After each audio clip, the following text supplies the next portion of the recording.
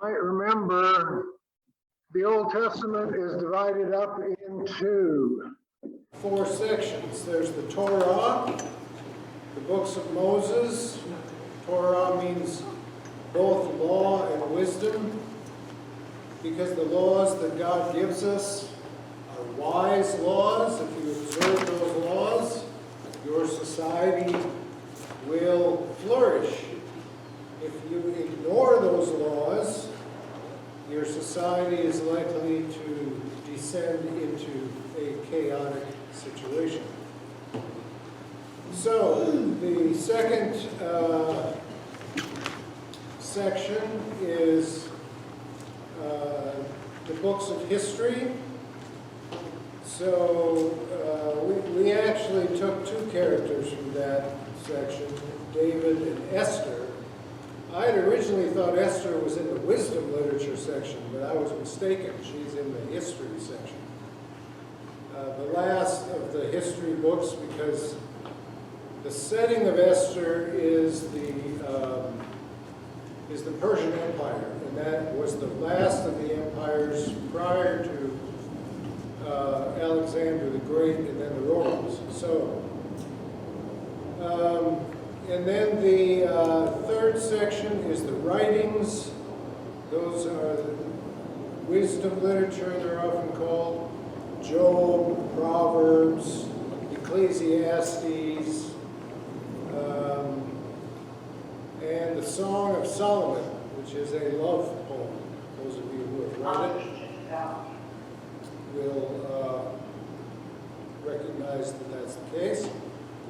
And then there's the prophets, major and minor. Okay, so today we're going to talk about David. Now David is, aside from Jesus, David is the most complex of all the characters in the Bible. And his story is told in the most detail, with the possible exception of Moses. Okay? Some of the patriarchs are also, their stories are written in some detail, Abraham and Jacob, but not with the detail that David is written. So that in and of itself tells you how important David was to the ancient Hebrews and how important he is to this day. There is a place in Jerusalem. Nobody knows where David was buried. That's lost to history. But there is a place called, whenever you hear of a site in Israel called a traditional site, what that means is that it's a place where people commemorate a person or event. Traditional means we don't know historically where it actually happened. It's just a tradition. Okay, so yeah, there's a place in the city of Jerusalem, in the old city, where there's this big tomb. It's called the Tomb of David, and you'll see Jews paying homage to David there to this day. Okay, so before getting into the story of David, it would be helpful to put him in his historical context. Okay? David didn't just pop out of nowhere. He came along as the result of a process of development in ancient Israel's history. So, prior to the kings of Israel, okay, so you have, once the ancient Hebrews get to the Promised Land, Moses climbs to the top of Mount Nebo. It is a mountain in Jordan. And from the top of Mount Nebo, upon which now stands a monastery, on one of my trips there, we went to a place called Petra. Have any of you heard of Petra? It's a city built into stone. Okay, that's near Mount Nebo. We went to the top of Mount Nebo, and from Mount Nebo you can see on a clear day all the way down the length of the land that was promised to Abraham's descendants by God. And that original promise that God gave Abraham that initiated the story of the chosen people. Okay, so you can see the whole thing. But Moses, of course, was not allowed to enter the promised land, so he dies on Mount Nebo. And, of course, Joshua takes over. Joshua begins the conquest of Canaan. At the time, it was called Canaan, and it was not a united place. By the way, geographically, and I'm going to refer to it this way, geographically, this piece of land here is called the Levant. Don't ask me what that means. I don't know what it means, but it's called the Levant. Okay? The Levant consisted of Canaanites who did not have a unified kingdom. They had city-states.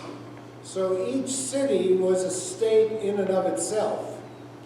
So as Joshua comes into leading the children of Israel into Canaan to conquer the land, he's got to do battle with each individual city-state. That's why it starts with Jericho, and then it goes to the next place, and the next place, and the next place.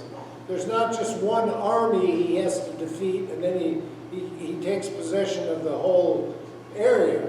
It's different states in each city.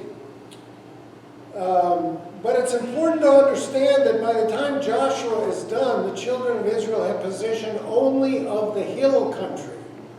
Okay, so the promised land has a coastal plain along the Mediterranean Sea that's flat. Then it's got in the middle the hill country. And it literally is hills. They're round hills. They go on and on and on. Round hills. They aren't that high. Jerusalem's 2,000 feet up. But they don't get a whole lot higher than that. And then as you go east, you go down below sea level to the Jordan River Valley, which is called the Great Rift Valley, the lowest place on earth below sea level, 1,700 feet below sea level, where the Dead Sea is. Okay, that's where Jericho is located. All right, so the children of Israel take possession of the hill country. Okay, archaeologists have confirmed this by excavating ancient villages. There's villages that have that are absent of any pig bones, and they assume that was probably a Hebrew village. But at the same time, and we're talking now about the 1200s BC, okay? If you date the Exodus based on, if you read the beginning of Exodus, it says that the slaves were working on several different projects, and they're named. And we know when those projects were being worked on. They were being worked on the early part of the 13th century BC. Okay?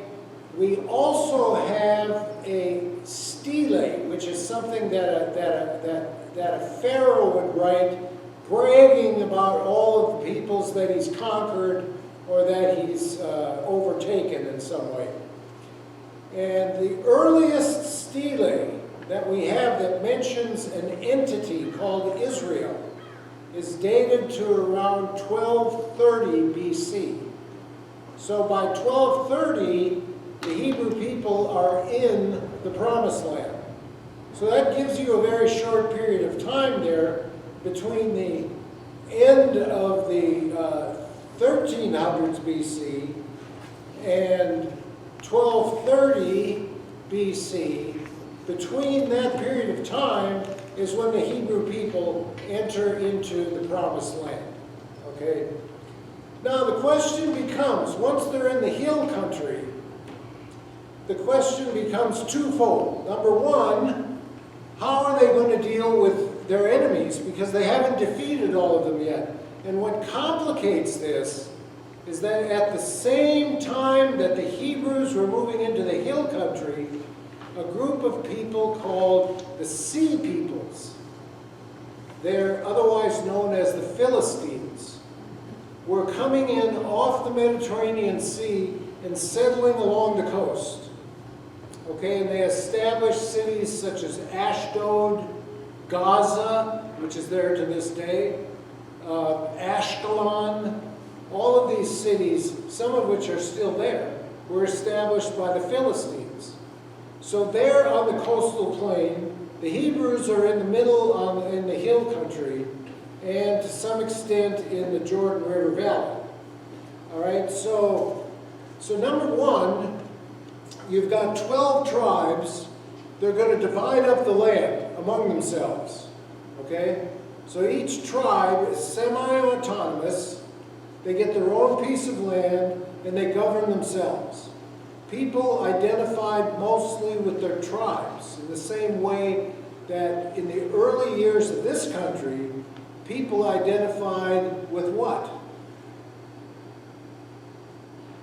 What did people identify with in the United States before it was the United States? I mean, technically we had a United States, but for all practical purposes, people identified with their state, not with the entity, the United States. Which is why in the Civil War period, when the states in the South seceded, everybody in the South went with them because they identified with their state, not with the country as a whole. All right? It was the Civil War that united this country. Okay, so same way with the tribes of Israel. They identify with their tribe. So the problem is that when you've got 12 different entities, each identifying with its own tribe, and you've got threats from foreign peoples, the Philistines coming in from the coastal plain, you've got the Ammonites, the Edomites, and the Moabites in what is present-day Jordan, and somewhat to the north as well. You've got all of these different kingdoms vying for territory with each other. How are these 12 semi-autonomous tribes going to defend themselves against attack by these other entities? Well, the answer to the question is it becomes extremely complicated. And that's what the book of Judges is about. Okay? Judges were charismatic leaders. All right? So what would happen is, suppose there was an attack from a foreign ruler of some kind. And it took place on a particular tribe's territory. And that particular tribe couldn't defend itself because it was too small. So what would happen is that, as the story is told in the Hebrew Bible, God would raise up a leader. They were like very charismatic people, like Samson or Gideon or Deborah or some of the others. And they would unite not only one tribe, but several tribes together, and they would fight off the foreign threat. Okay? But over time, this simply became unworkable. It was chaotic. You never knew when another charismatic leader might come along. It was a very tenuous situation for the 12 tribes of Israel. Okay? And they could not deal with the Philistines. The Philistines were too powerful for them to deal with. All right, so then you get to the first book of Samuel, after the book of Judges ends. And in the first book of Samuel, along comes a woman named Hannah. You I'm sure remember Hannah. Okay, it says at the beginning of the story of Hannah, the word of the Lord was very rare in those days. In other words, there weren't any prophets. There weren't any people to whom God was speaking. And the priesthood was headed by a guy named Eli, who was not a particularly impressive character, and his sons were corrupt. When people would bring sacrifices, and at this time, Jerusalem was not an Israeli, it wasn't held by the Hebrew tribes. The holy place was called Shiloh. Okay, so people would bring sacrifices to Shiloh, and Eli's sons would take them for themselves and for their own use. They were corrupt. All right? But along comes Hannah. She can't have a child, so she prays to God, and she says, God, if you give me a son, I will give my son over to service to you in perpetuity, if you will just give me a son. Well, God says yes to Hannah. He gives her a son, and what's his name? Samuel. That's right.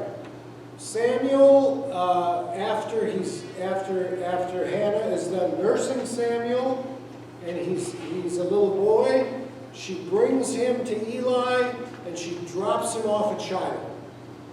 Okay? Samuel now belongs to God, under the supervision of Eli. And Samuel, as a little boy, begins to hear voices. And he says, he hears a voice, Samuel, Samuel. And he gets up, he figures it's Eli talking to him. He says, here I am. And Eli says, I didn't say anything, go lay down and go to sleep. Then it happens again. Then it happens a third time. And then Eli figures it out.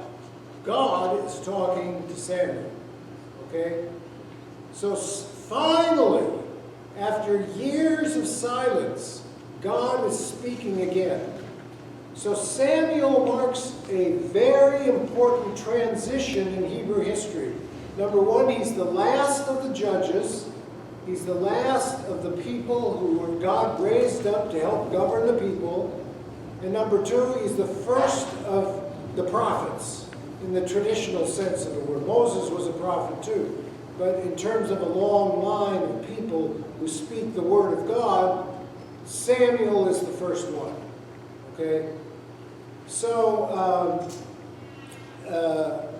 in order to make a long story short so we can finally get to David here, Samuel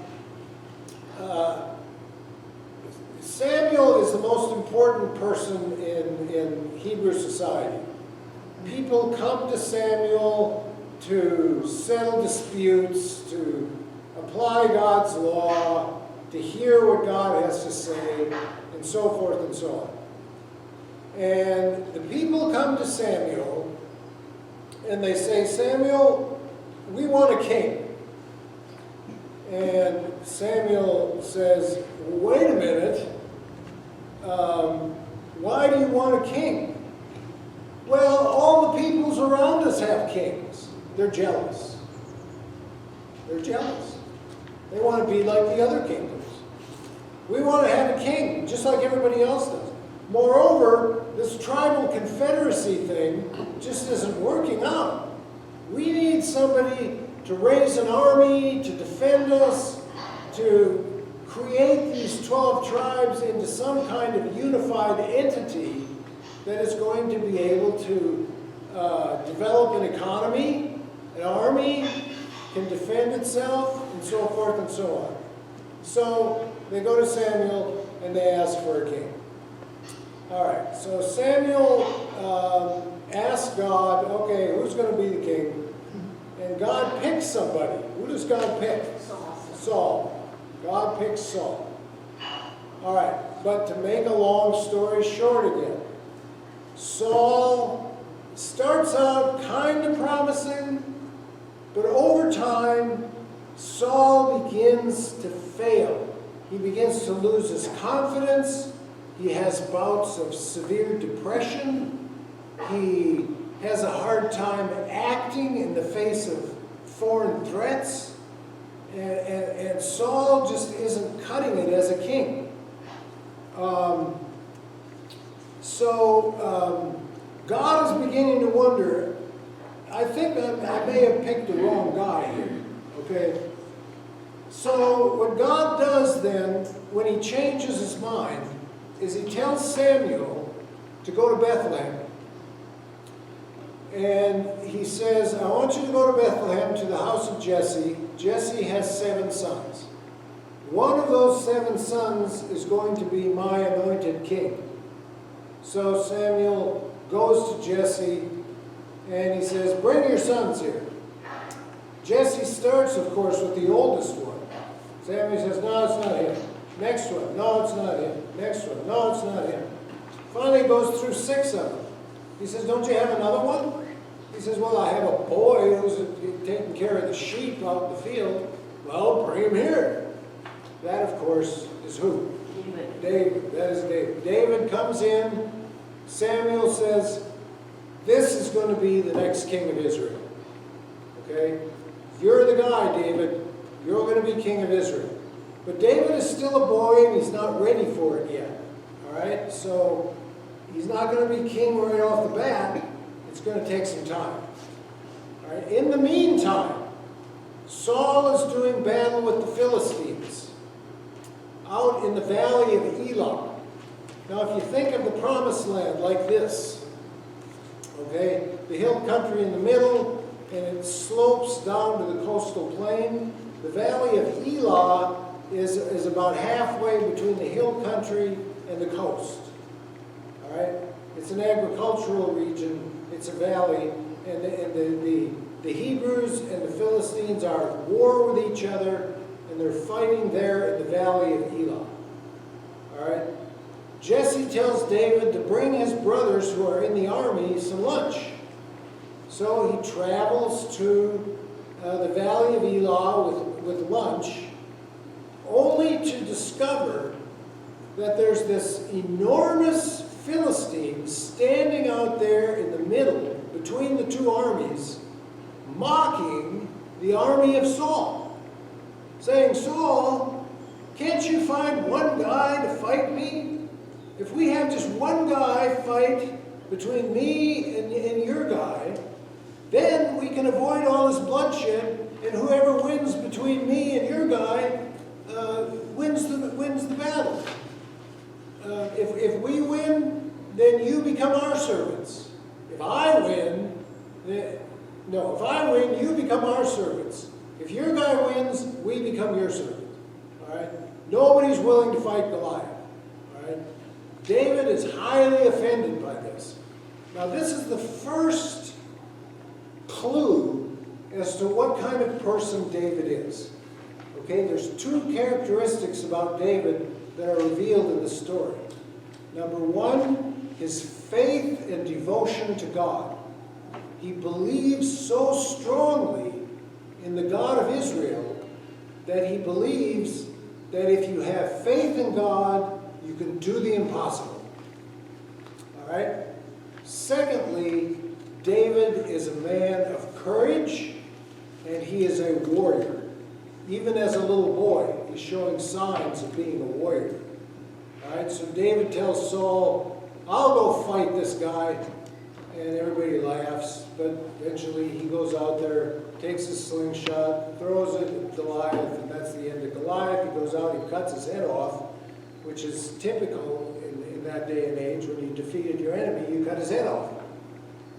And you either carried it around on a stick or you posted it to a wall. Okay.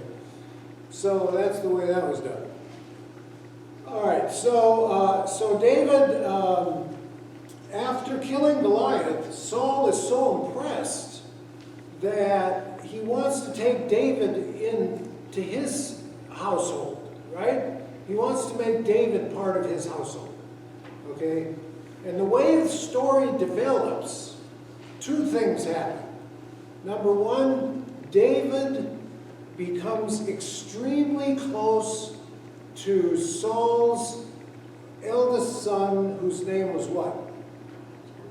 Jonathan. In fact, at one point, David says that he loves Jonathan so much that he loves him more than he even loves women. Okay? You can imagine where some people are taking that. Secondly, David falls in love with Saul's daughter. Remember her name?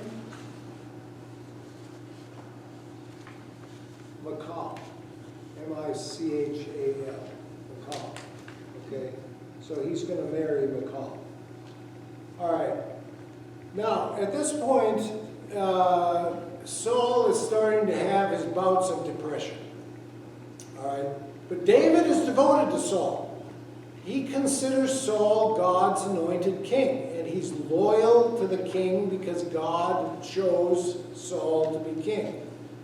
It's not for David to take over as king because God chose Saul. And David is obedient to God in all things. So he does his best to try and help King Saul. And one of the things that he does, and later becomes famous for, in order to soothe King Saul's moods and make him feel better, what does he do? He makes music. He makes music on a lyre, right? I don't know exactly what kind of instrument that is, but kind of like a harp. Yeah. Okay. All right. So David is helping Saul, and he's involved in the whole family structure of the king. And eventually, David becomes of, fighting age. He becomes a warrior.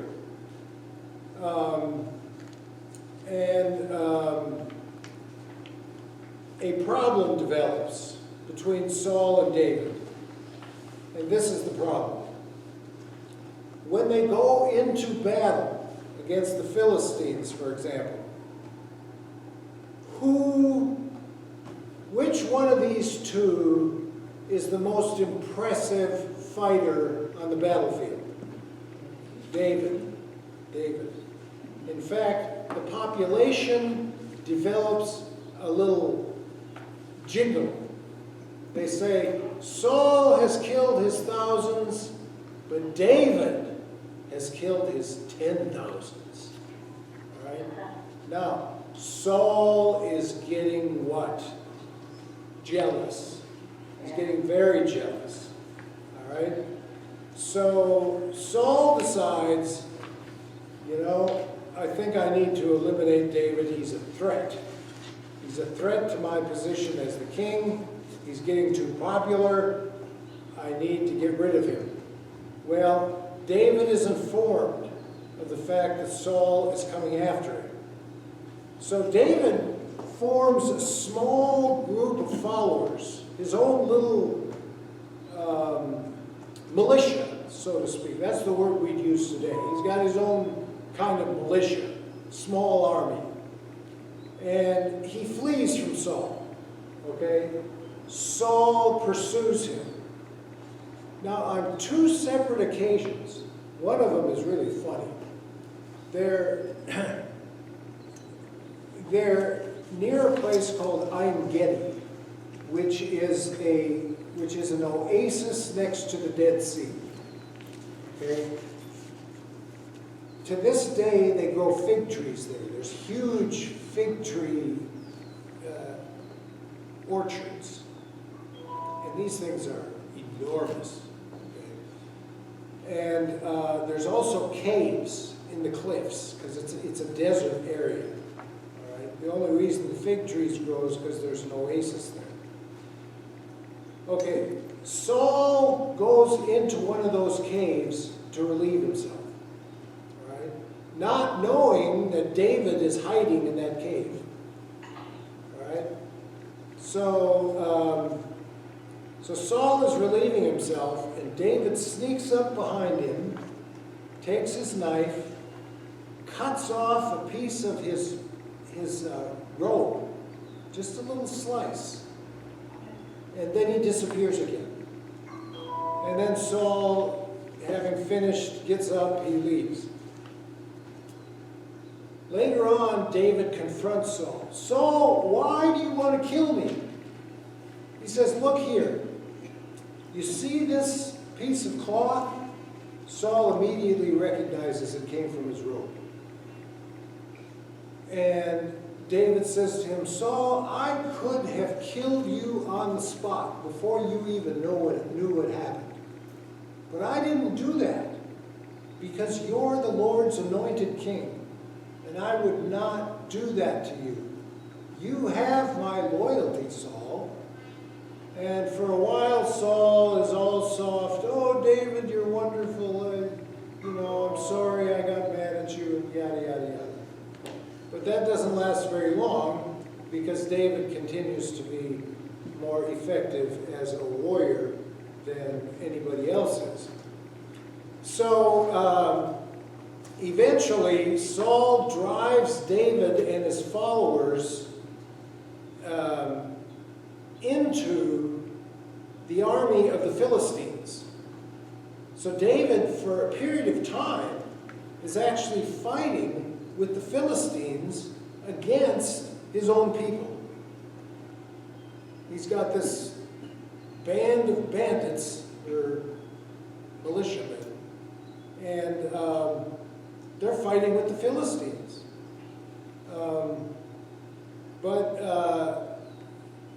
But the Philistines decide that David's unreliable, so the generals come to the king. They say, we don't want this Hebrew fighting with us. We never know what he might do. He's unreliable. Get rid of him. All right, now David's off on his own again. Okay? He's got this army. He's off on his own. All right, then he disappears for a while. Now we return to Saul, real quick, and the end of the story of Saul. Saul's army is located in a place called Gilboa. There's a plain, and then there's a high plateau behind it. And the Philistines are gathered there by that high plateau. And Saul's army is arrayed against the Philistines. Okay, the problem is that number one, Saul has lost all his nerve to fight. So he's not so sure that he's going to be able to defeat the Philistines. And number two, Saul feels as if God has abandoned him. He feels as if he no longer has God's favor, which in fact is true, because God is not. Saul wonders, God, why don't you speak to me anymore? Dead silence. Nothing. All right? So what does Saul do? In desperation, Saul goes to a place called Endor. And there he finds a witch. And this witch has a reputation for being able to bring up the dead and communicate with them. And she says to Saul, well, who do you want to talk to, Saul? Saul says, I want to talk to Samuel. All right? So the witch of Endor brings up the ghost of Samuel. And Samuel is extremely irritated. Who's this that's interrupting my sleep? And Saul says, it's me, Saul. I'm going to do battle with the Philistines, but I want to know what's going to happen. In other words, he wants Samuel to tell him that he's going to win the battle because he's afraid he's going to lose. And Samuel says to him, Saul, not only are you going to lose the battle, but you're going to lose your head. And so will your sons. All right? Next day, battle happens. Saul is killed in battle. His head is attached to the wall of the Philistine fort. And that is the end of the story of Saul.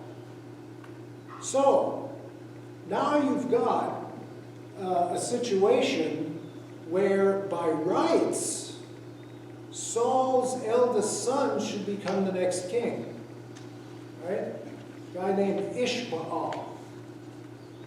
But the people of Judah, the one tribe of Judah, has already made David their king, because they're loyal to David as a member of their tribe. But the other tribes have yet to make David their king, because they're thinking, well, this belongs to Saul's son. All right? So we've got a conflict here. And David has ambitions now of becoming the king of all of Israel. All right? But in order to become the king of all of Israel, what does David have to do? Okay, Saul is dead. What does he have to do? Well, he already has that. Remember through Samuel. Get rid of Saul's family. Okay, that and Getting rid of Saul's family. he's got to eliminate every one of them. Yeah, he's got to kill them all. All right, and he does. All right, the story of David is a story of blood. Okay, he kills everybody in Saul's family. All right, once that is done, the other tribes proclaim David as the king of the entire, of all the tribes of Israel. Okay, David is now the undisputed king of Israel. All right, now he has a couple of things to accomplish right off the bat. Number one, he has to establish a capital city. But the capital city, if you're going to have a united kingdom, you have to have a city where the palace is located, where the king rules from, and it's got to be a holy place in the sense that it holds the sacred temple, what used to be Shiloh. Okay, so, but at the same time, David has to establish a capital city on neutral ground. Okay, it can't be identified with any one tribe. All right? Well, there is one place that fits the bill. And what's that? Jerusalem. Jerusalem was an ancient city that belonged to a group of people called the Jebusites. All right? Now, Jerusalem is surrounded on all sides by deep valleys. It's easy to defend. And then it had high walls around it. So there's no way David can simply assault the city and take it. It's not possible. So, what does he do? Does anybody remember? I can read right here. It goes to the water town. That's exactly what he does. Every city has to have a water source, right? So what David does is he takes his army and he goes through the water tunnel, and all of a sudden he shows up in the middle of the city with his army, and the Jebusites drop their weapons and give up. David now has his capital city. All right. Now this marks the beginning of a story of a city that is absolutely unparalleled with respect to any other city on the planet. All right? Jerusalem is the holiest city, bar none, in the entire world. It's the holiest city for Christians, it's the holiest city for Jews, and it's the third holiest city for Muslims. All right? So this becomes a very important place. The history of Jerusalem is absolutely fascinating because it goes through so many different groups have control of Jerusalem. When did the modern state of Israel finally get a hold of and control? And by the way, there's two Jerusalems. There's the old walled city, which is still there, and then there's the new Jerusalem built around it. When did the current Israeli government take possession of Jerusalem?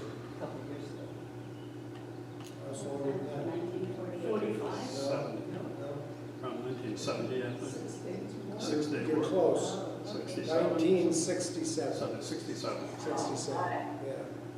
In 1967, the Arab countries formed an alliance. They were going to destroy Israel. Israel defeated the Arab armies and took the city of Jerusalem away from the Jordanians. Okay, and they've had it ever since.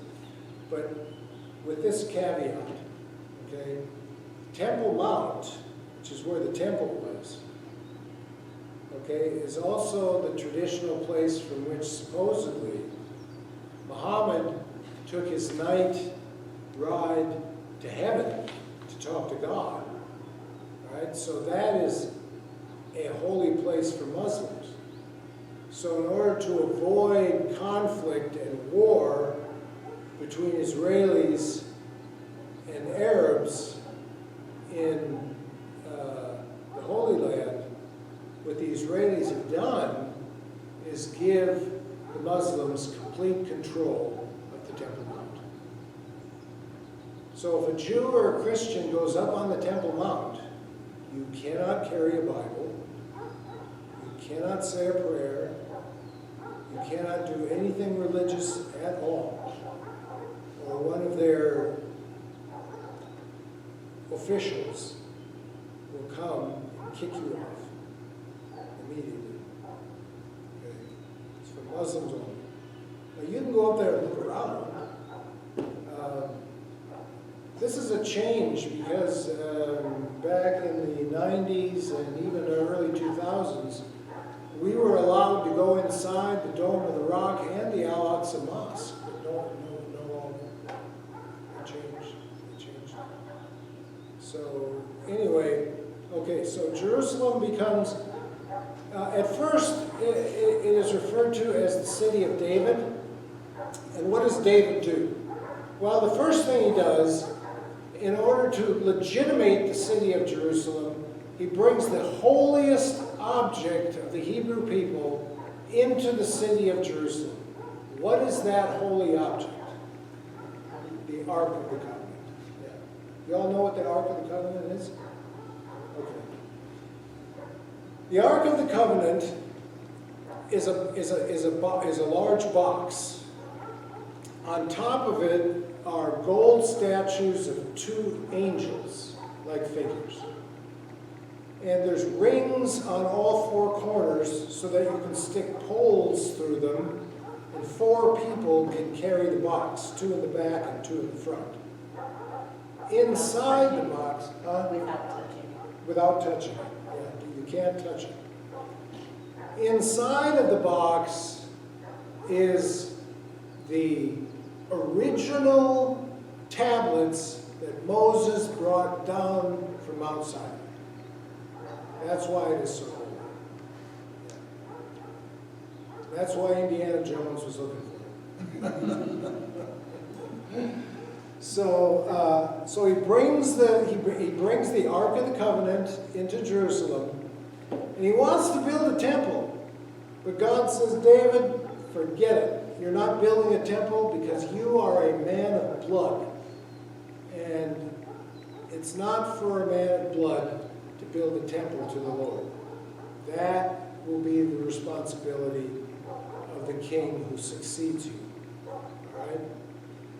David accepts that. He puts the ark in a big tent.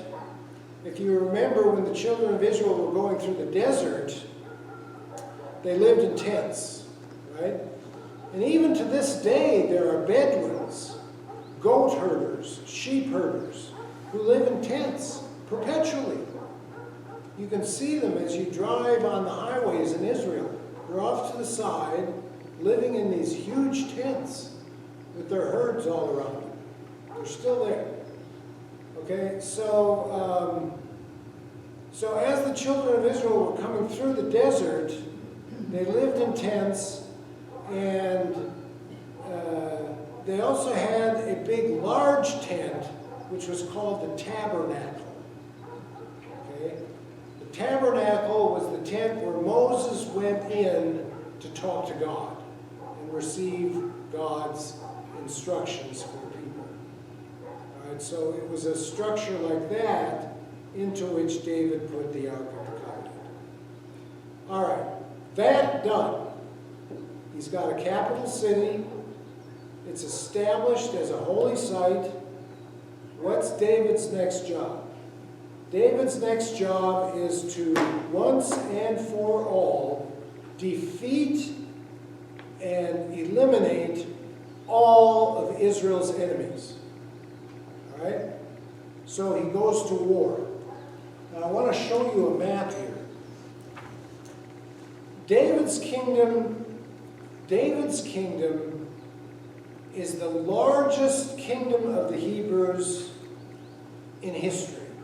It was never larger than this. It only got smaller. He made it as large as it ever got. Okay, so it goes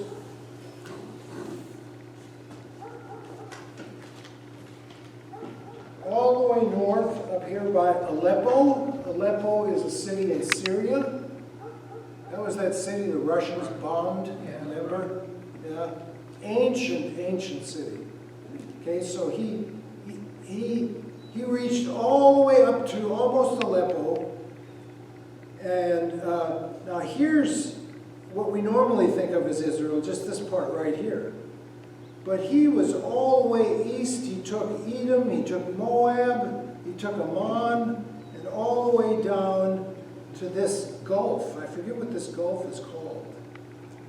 Does anybody remember what this gulf is called? Well, the Persian Gulf is the whole body of water. Yeah, it's down by Egypt. Yeah. Yeah, I'm not sure. Anyway, there's an Israeli city down here to this day. It's a resort. But anyway, yeah, he expanded the kingdom that much. Okay, absolutely enormous compared to what it's ever been before and what it's ever been since. And the other thing that's interesting, if I can find it, is the city of Jerusalem. Here it is. It's going to be hard for you to see, but I want to show you how it expanded. Okay. See this little yellow part here? That's what it was when David conquered it. It was just a small little piece. That's called the city of David. That is now on the West Bank, and archaeologists are trying to get permission to dig, but it's hard. Okay. Then Solomon expanded it like this. He built the Temple Mount, so this is Solomon's expansion. So then it goes like this. Okay? And then later kings expanded it way out here like so.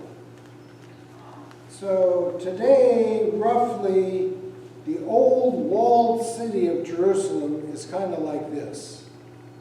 And it's got 4 quarters. It's got a Jewish quarter, it's got an Armenian quarter, it's got a Christian quarter, and it's got an Arab quarter. Okay, so there's 4 quarters to the city of Jerusalem.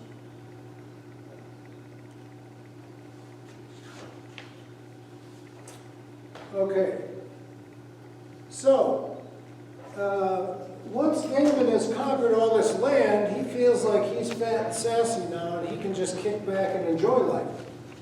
So rather than go to battle with his army, and his general's name, by the way, is Joab, he turns it all over to Joab. And he stays home in his palace. And one day, he's just kind of lounging around on the roof of his palace, and he looks down, and he sees this gorgeous woman bathing on the roof of her house. What was her name? Bathsheba. David tells his servants, go get that woman. I want her. So they go get her, they bring her up to David. David has his way with her. Okay, she gets pregnant. Now David's got a problem. Okay. So he asks, who's this woman's husband? Oh, it's a guy by the name of Uriah. Where's Uriah? Well, Uriah's fighting for you, David. He's fighting the Philistines. And David says, all right, I'm giving Uriah leave to come home. Send him home. So Joab sends him home. And he says, Uriah, go in and enjoy your wife. And Uriah won't do it. He won't cooperate. David says, why aren't you in there enjoying your wife? Well, how can I be at home having pleasure with my wife while all my comrades are dying on the field? I can't do that. He's got a conscience. And you know, I've been told, I've never been in the military, but I've been told by people who have been in the military many times over and over again, when they're out there fighting, who are they fighting for? Their comrades. That's who they're fighting for. They're fighting for each other, to keep each other safe. That's what they're doing. And Uriah felt the same thing. All right. So David figures, okay, that didn't work. So here's what I'm going to do. He tells his general, Joab. He says, Joab, put Uriah in the front line of the battle. Because that'll make sure that Uriah dies, at the hand of the Philistines, or whoever it was they were fighting. And sure enough, Uriah is killed in the battle. And at that point, David feels free to take Bathsheba as his wife. Except for one thing. David has a prophet, like all the kings of Israel did. What was the prophet's name? Nathan. Nathan tells David a parable about a poor guy who's got one sheep and a rich guy who's got tons of sheep. The rich guy is going to entertain a guest. He doesn't want to kill his own sheep, so he steals the poor guy's one sheep, slaughters it, and feeds his guests while he keeps all his own sheep. David says, by God, that man should be put to death, or something like that. And Nathan says, David, you are that man. Because David had a whole harem, right? But he had to have Bathsheba. All right, so God says two things, and we're almost done. God says two things. God says, David, number one, the son is not going to live, okay, because the son was conceived in sin. And number two, David, I forgive your sin, but from here on through, your house is going to be filled with conflict. One conflict after the next. And sure enough, that's exactly what happens. I'll just tell you two of them, of the many. First conflict. Of course, David has many children because of all these women he's got. Okay, one of his sons, Amon, takes a liking to his sister, Tamar. So he rapes her. Okay? Now, Tamar is the sister of David's eldest son, Absalom. So Absalom is extremely angry at his brother Amon, probably a half-brother. And he wants to take revenge on behalf of his sister. Because Tamar, after having been raped, no one's going to want to marry her anymore. Her life is over. Okay. So Absalom murders Amon. Conflict number one. All right. David is all, oh my goodness, this is terrible, what's happening in my house? How could he rape Tamar, and how could Absalom kill my other son Amon? And this is awful. And then Absalom decides that he ought to be the next king of Israel. But he's afraid David's going to give the kingship to somebody else. So he raises an army. And he goes to war against his own father. Well, who's going to win that war? David wins the war. Absalom is killed by David's general Joab. And then David says, oh, Absalom, Absalom, I'm in grief. Absalom is dead. Oh, this is awful. David ultimately is responsible for all this mayhem and this mess, but he's grieving all this. All right. So to cap it off, the last part of the story is who's going to be the next king? How is David going to choose the next king? Well, how does he do that?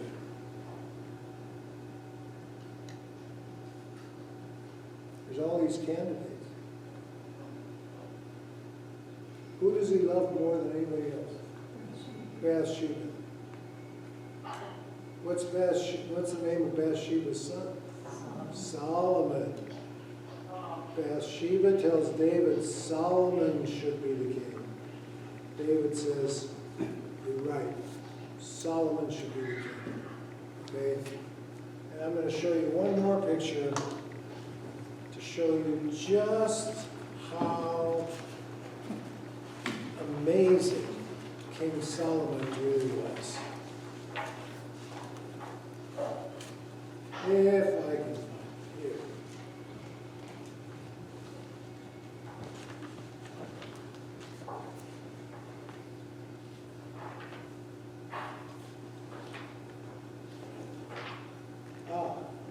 It's rather too small. It's an absolutely fantastic painting. As you can see, this is the court of King Solomon. He's receiving the Queen of Sheba. You see how wealthy, how luxurious, how powerful and wealthy Solomon was? And the fact that he's receiving so distinguished a guest as the Queen of Sheba, now that's just absolutely amazing. All right. So, okay, so this period in Israel's history is called the United Monarchy. Saul, David, Solomon. When Solomon dies, the kingdom split, and now you have Israel to the north, Judah to the south. That's the end of the United Monarchy, and it's a whole new ballgame.